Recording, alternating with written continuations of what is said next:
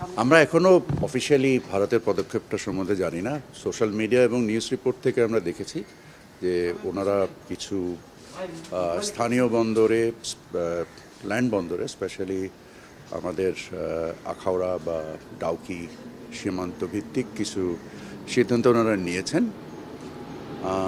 আমরা ফর্মালি জানার পরে ব্যাপারগুলো নিয়ে পদক্ষেপ নিতে পারবো, বা আমাদের বিশ্লেষণগুলো চলছে। সরকারের বিভিন্ন সংস্থা জিনিসগুলোকে উপলব্ধি করার চেষ্টা করছে এবং তার পরিপ্রেক্ষিতে আমরা আমাদের করণীয়গুলো আমরা নির্দিষ্ট করব।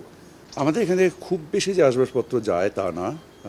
এক নাম্বার, আমাদের গার্মেন্ট শিল্প একটা বড় পরিমাণ ভারতে যায় এবং আপনারা নিশ্চয়ই জানেন যে এটা আমরা প্রতিযোগিতার সক্ষমতাই আমাদের রপ্তানিগুলো হয়। সো এটা দুইজনের জন্যই একটা লাভজনক প্রক্রিয়া বিষয়।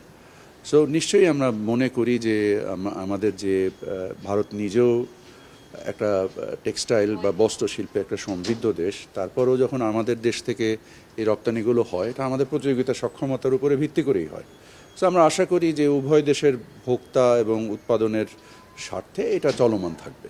না, ট্রান্সশিপমেন্টের কোনো প্রভাব এই মুহূর্তে আমাদের উপরে নেই। আমাদের নিজস্ব সক্ষমতা ব্যবহার করে আমরা নিজস্বভাবেই এই সমস্যার সমাধান করেছি।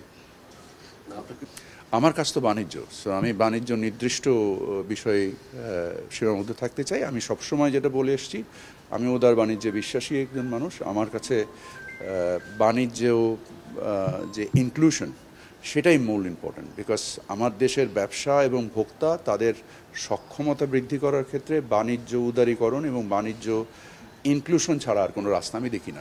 আমি এর বাইরে কিছু জানি না। বাণিজ্য বৃদ্ধি করবো, দ্বিপক্ষীয় সম্পর্কে উন্নয়ন করবো, অবশ্যই করতে চাই। সেক্ষেত্রে উল্টা কাজ হচ্ছে এখন। আমরা এই জিনিসগুলোই আলোচনায় নিয়ে আসবো এবং আপনারা নিশ্চয়ই জানেন যে ভারতের সাথে আমাদের যে বাণিজ্য সেটা ভারতের দিকেই মানে অধিক ভারী। সো আমরা নিশ্চয়ই আমাদের এই অবস্থানগুলোকে সঠিকভাবে তুলে ধরবো এবং আশা করি আমরা আমাদের এই সমস্যার সমাধান করতে পারবো।